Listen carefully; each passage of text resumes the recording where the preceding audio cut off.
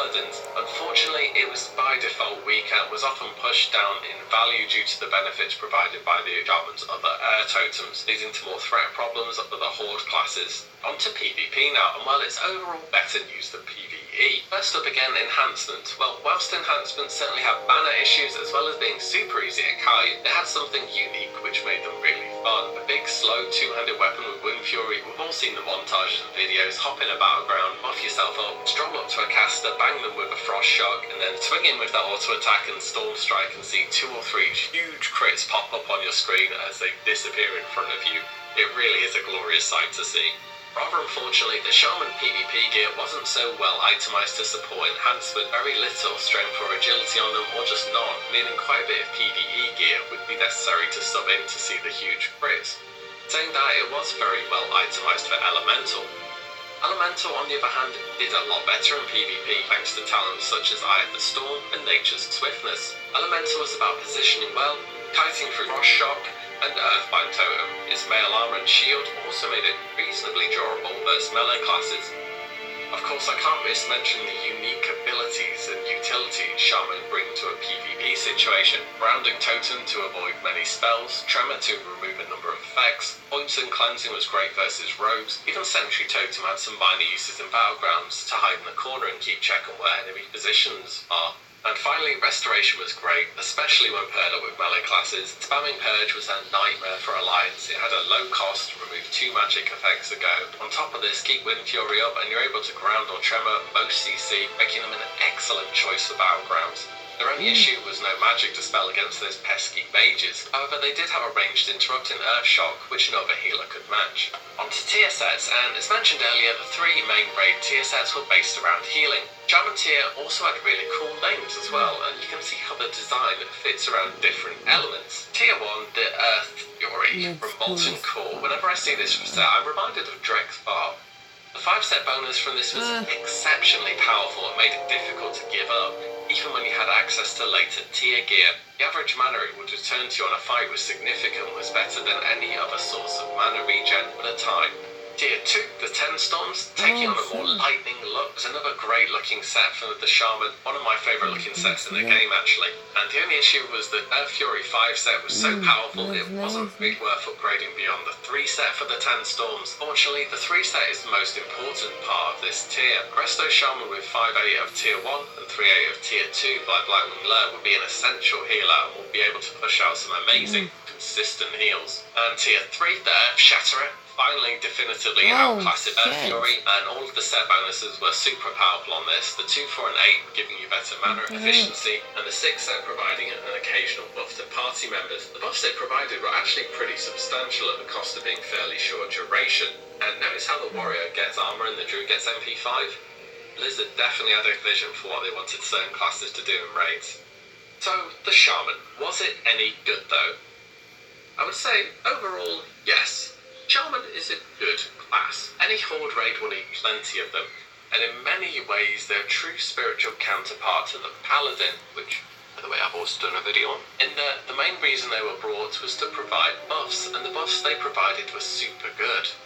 Despite not being so hot in the DPS department, they made up for it in other ways. They were fairly good levelers, they had options in PvP besides just healing. Elemental was reasonable, and Enhancement had good meme spec value with the occasional Wind Fury one-shot. So a word of warning though, Shamans have an absolutely ludicrous number of spells, and though many are only situationally useful, they all have their part, and understanding and being able to press the correct totem quickly is very important.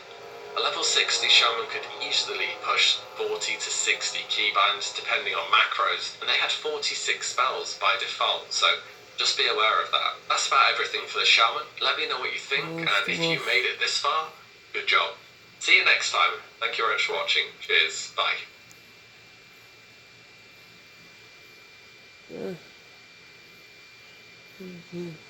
Shaman. Hi, my name's Willie. I'm going to be looking back at each class in vanilla and answering a very simple question. Was it any good though? Today we have the Priest. Here's the points I'm going to be looking at. The leveling experience, how good they were at it and how fast they could level. The class quests, what were they for and how well they fit. PvE, dungeon and raid performance. PvP, open world or battlegrounds, and tier sets, the effects they had as well as the looks. The priest was my second character to reach level 60 in vanilla, and I started playing it all because I thought Shadowform looked cool. And to be fair, I'm not wrong. I still remember the first time I activated Shadowform outside of Scarlet Monastery. Priest could perform in many different areas of Classic at a top tier level, as well as bringing a number of super important buffs to a group. Priests get a bad reputation at leveling, even to this day in retail, but it wasn't really warranted at all.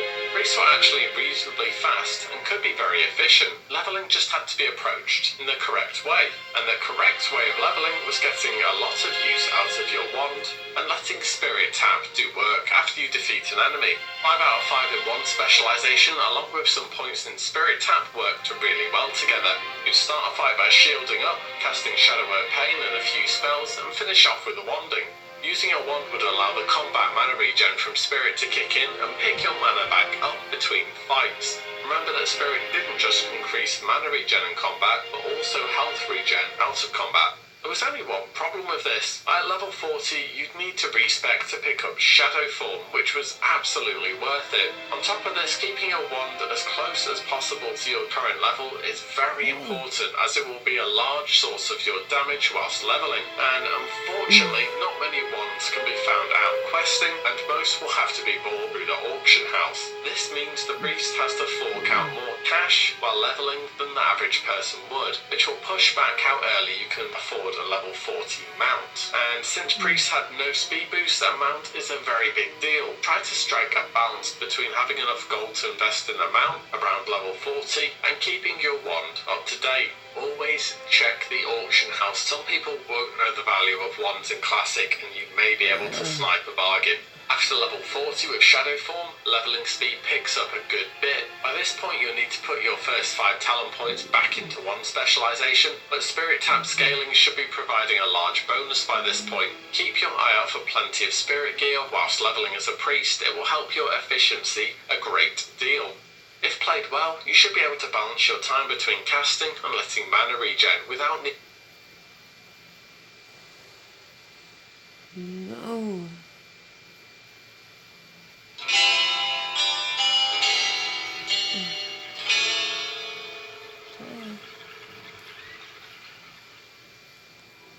Hey guys, what's up, man? Season here, back with another video for you. The World of Warcraft Classic release is approaching fast, and everyone is scrambling to figure out what they want to do. What class will I play? What server type? How many diapers do I need to buy? In this video, I wanted to make a guide of sorts and build a checklist on how to prepare for the launch of Classic World of Warcraft, and also just give you some tips in general. So let's get the obvious stuff out of the way first, starting with the class. While I won't go into each class one by one, the main thing I'll say is that the classes in Classic are very niche. It's not like the current game, where if you have a tank spec, you're just as capable as tanking as everyone else. For example, paladins, druids, and even shamans are capable of tanking, but warriors are seen as, quote, the best tanks in Classic, and as a result, most serious raiding guilds will focus their recruiting on warriors. For healers, priests are seen as the, quote, best, and as for DPS, Retribution Paladins will have trouble keeping up. It's the early days of MMOs where all of this stuff is still being worked out. There really wasn't a standard, so as a result, the balance is questionable in a lot of places. I am a believer that this time around, due to our increased knowledge and skill, things will be a bit easier, and therefore guilds will be more lax. I mean, people fight Mandanixia back in 2005, and that was pre-AQ40. So I'm pretty sure you can afford to have a Retribution Paladin or two in the raid. But still, in regards to raiding, class balance, or the lack thereof, is definitely something to consider. You can still find a guild as a DPS druid. It's just going to be harder than, say, compared to a combat rogue. So you gotta stay realistic as well. As you can see here, I've listed each class and their viability as I remember it. This is a super fast and loose description, and it really doesn't do the classes justice. In my opinion, one of the cool things with Classic is that these classes bring more than just raw DPS, heals, or mitigation to the table. They have their own and completely unique tools and buffs that still makes them valuable to any raiding guild. For example, druids bring Innervate, which is crucial, and also they're the only ones who have battle res back then. So pretty much every class has some unique aspect to them. If you like a more in-depth preview and you have an hour to spare, I do have a full class picky guide for you in the description. It's a tough choice for sure, and with how long it takes to level fucking and the level undead, my boosts, god. it's a super important decision as well. And the next question is always what race to choose. Similar story going on with classes. Again, this is the age before hyperbalance.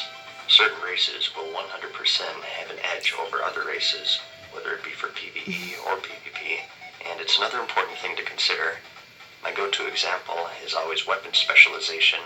Humans get increased skill to maces and swords, back when you actually had weapon skill, and this reduced your glancing blow penalty, which were basically weaker attacks that resulted from hitting enemies that were a higher level than you. It's super important for raiding, and it's one of the most important stats in the game in fact. As a result, human rogues and warriors have an edge in terms of damage compared to other races. And on the PvP side of things, orcs get that passive 25% resistance to stuns, which during Classic is huge in PvP. Things were much more bursty back then, and you could really die in a single stun, so this is one of the best ratios in the game for PvP. In the description, I'll have a link to every single race and their benefits. And again, if you want a more in-depth coverage, I do have dedicated videos for both the Horde and Alliance, also in the description. And the next choice is the server, which can also be pretty tough. Well, first you have PvE versus PvP, which if you started after BFA will be new to you. It's pretty self-explanatory though. On PvE servers, you have to manually flag to engage in PvP with other players in those zones. And for PvP, everyone can attack each other at all times, with the exception of the starting zones. Due to the absence of flying in the game, the world PvP scene as a whole is much more active. You will run into skirmishes when trying to complete quests, or farming a high-level spot, or just traveling to a dungeon or raid. The Stranglethorn Vale zone in particular was always a bloodbath, and the Blackrock Mountain will be the stage for many PvP skirmishes. What you prefer is entirely up to your playstyle. Some love it, and some hate it, and just know that with no war mode, it's harder to avoid. Really, it's impossible if you take into consideration no flying, and not just that, but also stuff like cross-roam grouping. The game as a whole today has many workarounds in avoiding PvP, whereas in Classic, your decision is made when you hit the character creation button. Another thing to take into consideration are streamers, which is also a point of contention. Streamers are of course a new thing that didn't exist in the original run, and they're problematic to some players, a benefit to others, and to some insignificant. Again, it's another preference sort of thing. Every streamer has a different community. Some will have a negative impact on the game, and others a positive one. For example, a negative that some people see are the rabid communities that follow them, and a positive aspect are some of the events that they put on, such as the dueling tournaments. Personally, these days, I'm more in favor of streamers because I like the events, but I'm also a streamer myself, so I guess not the most objective person to ask. There do exist videos on some of the reasons why people avoid streamer servers, which you may find handy. I think this one by Classic Wins covers most of it pretty well, and you can find that in the description. There also exists a website called avoidstreamers.com that you may also find handy. Here you can find a full list of all of the bigger streamers and what impact that they have on the game, so do what you will with all of that. So, you got your race, your class, and server picked. Now what? Well, now you need a name of course, and if you're like me, this is something you can spend hours on in the character creation screen, so it's best to think of that now. Start making a list of your top names in order so you can get in there right away when the game launches. And this depends on when you're watching this video, but you can reserve your name 2 weeks prior to the launch. Do note though that you have to be subscribed, which may or may not be worth it to you. Appearance can also be tough. Luckily though, there do exist many websites out there that emulate the character creation options for Classic. A popular one is Wowhead. So that might be something that you want to mess with before release, especially if you want to pick a popular name and you're waiting that first day for those name reservations. I'll have that link to the description. And another tough decision will be your professions. It's pretty advantageous, I feel, to level your professions as you're leveling your character in the game, especially if they're gathering, so you should start thinking about that now. For the launch of the game, I really like skinning because it's quick, easy, and it provides a generous amount of silver from just venturing, which will be crucial in the very beginning. When things first kick off, the economy will be growing still, and you'll make the majority of your gold from these vendors rather than the auction house. People can't spend any gold if they don't have have it yet, so I'll be grabbing skinning myself and get some extra money into level 60, and then switch to my normal profession. And also, make sure that you don't neglect your secondary professions that everyone can train, and that's cooking, fishing, and first aid. As for what professions though, it's another tough decision. Just like with the races and classes, the professions are much more substantial in the game. One in particular that will give you a tremendous edge over the others is engineering. They have a variety of bombs and gadgets that are super useful for both PvE and PvP, and it's seen as the quote best because of that. The other ones for the most part don't really have an effect on combat, and are just preference and synergy. For example, herbalism synergizes pretty well with rogues because they can gather Fade Leaf, which is needed for their blinding powder, and Swift Thistle, which they need for their Thistle Tea. You'll save a lot of gold if you're an herbalist rogue. Again, I did also cover this very thoroughly, not to just turn this video into a plug for my other videos, but it's such a broad subject, and if I were to go over it here, we'd be here for an hour. So again, if you want more detail with that, I'll have another video for you in the description. Add-ons are another thing that you should sort out. In Classic, there are no quest markers or dungeon maps, and like, many what of the other job minor is it conveniences to that make the current game chickens? offers you. While I personally Like, like it that way, chickens. and will be foregoing that stuff, you may find the game to be annoying without it. So check out your favorite add-on site, mine is CurseForge, and go through the add-ons and pick out the ones that you like, and get those installed first thing. A popular one is Questy, which handles all of the questing waypoints, just like in the current game. So a lot of people like that one in particular. And expanding further on that, you can also mess with your system settings before the servers are up. There's a button off to the right, so set up your graphics and whatnot, and definitely go through that as well. And since we touched on it a bit, there are some things that you should keep in mind with a new server, especially if you're new to Classic. In Vanilla, you'll find that you need to train all of your abilities. You can only get them from class trainers, who can be found in the major cities and the local questing hubs. And a big mistake that people will make is that they'll train everything. Depending on your professions, you'll find that early on, you'll be barely scraping along with gold, so it's wise to look at each skill and only train the best ones. For example, maybe you can forgo some of the hunter tracking in exchange for a new serpent sting, or maybe the warrior's pummel ability isn't all that crucial to level up right away since it's just some extra damage. So just something to keep in mind. Super useful for saving up for your mount, so let's talk about that as well. Get your 60% speed mount at level 40, and your 100% speed at level 60, and of course no flying in Classic, and you may have heard that it's quite a feat to be able to afford it at the appropriate level, and it's absolutely true. Not taking any discounts into consideration, between the mount and training, 60% costs 100 gold total, and 100% costs 1,000, which is a small fortune in Classic. You can get 10% off by reaching 100 with the appropriate faction, and another 10% from reaching rank 3 in PvP, which is quite easy. Unless you're using the auction house, the level 40 training is very tight, usually requiring you to go out of your way to farm some gold, and maybe level up your professions. For a fresh server, it's a bit more tricky because, like I mentioned, no one really has any gold to spend at that point. You can pull it off, I'm sure, but it's just going to take a bit more effort.